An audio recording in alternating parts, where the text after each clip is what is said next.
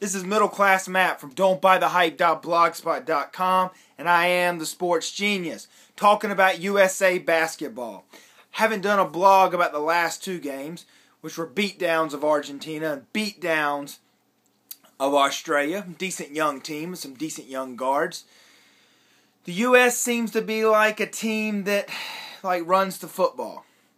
They sort of beat you and pound you and keep coming at you and don't get in any hurry, and at the end of the game you're exhausted. The opposing team is exhausted, worn out. The depth of the U.S. bench comes through, and they just end up blowing people out. So they just keep coming, and bam, knockout. So the USA team, Team USA, lives and dies by the three. They do. And right now they are living well. I mean living well. 18 of 42 tonight. 109 to 83 against Argentina. Very, very impressive win.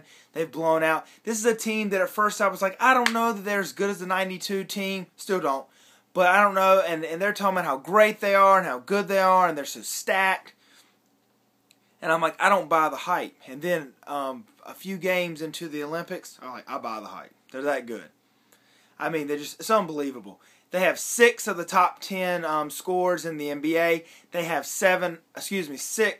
these 6 best scores in the NBA, and then 7 of the top 10.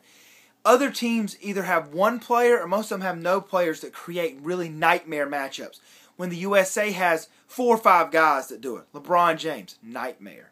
Kevin Durant, nightmare. Kobe, maybe not as much as it used to be when he was young, but still, nightmare. Carmelo Anthony, a nightmare in the NBA, just a horror movie of a matchup in international ball. Nobody can guard him.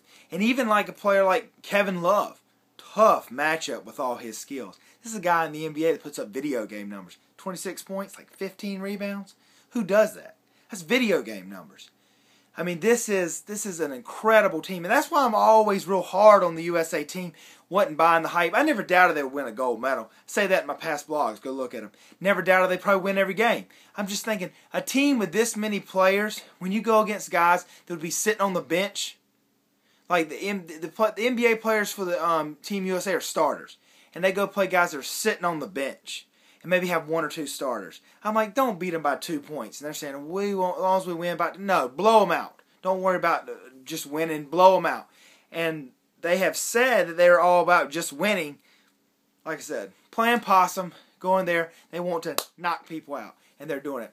Now, anybody out there, I ask you this question, does anybody doubt LeBron James is the best player in the world? I mean, I've had criticisms of him, sort of the same way I had criticisms of Shaq. Shaq's dominant force, one of the most dominant forces in the history of the NBA. But I criticize certain intangibles about him. And that's what I criticized LeBron about. Did he have killer instincts? Did he have Jordan killer instincts? Is he more of a distributor? Doesn't matter. When this guy wants to play, nobody can guard him. He can go down and play center. He can go play point guard. He can handle the ball. He can pass. He can do everything. I mean, when he's determined, when his mind is set on it, domination. No doubt. Nobody can guard this guy. Now, Kevin Durant's right on his heels. He's right on his heels of being the next great player in the NBA. But right now, LeBron James is the best player. Thought it was interesting that Kobe came out red hot. Maybe a little bit fired up from the Australia game. Maybe a little fired up of bringing in Superman. Big Dwight Howard in there. I'm going to do a blog about that as well.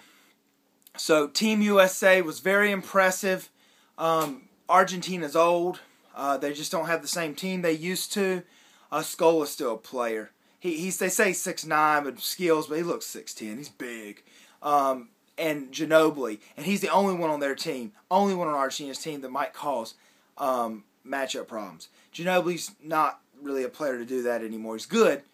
Still a good NBA player, but too old for that. Next is Spain for Team USA, and there are some nightmare matchups on there. Now, Marc Gasol, especially Pau, those guys, the Gasol brothers, and Pau especially, they're hard matchups. So it'll be interesting to do it. Tyson Chandler's going to have to play more. Now, that doesn't mean the USA is going to lose. I said that Spain only hit an outside shot if Ricky Rubio was still healthy. Without it, I know they have Calderon. He's a good guard. and they have big guys, Serge Ibaka and the Gasol brothers, but they just aren't going to have enough to win. But I still think Chandler should play more. I think it's going to be very important in this game. So Coach K hadn't been playing him, and I think that's a mistake because you can't sort of burn the wick at both ends. Like, you use these matchups, and Tyson Chandler didn't fit in real well with some of the other matchups with teams. Don't worry about that.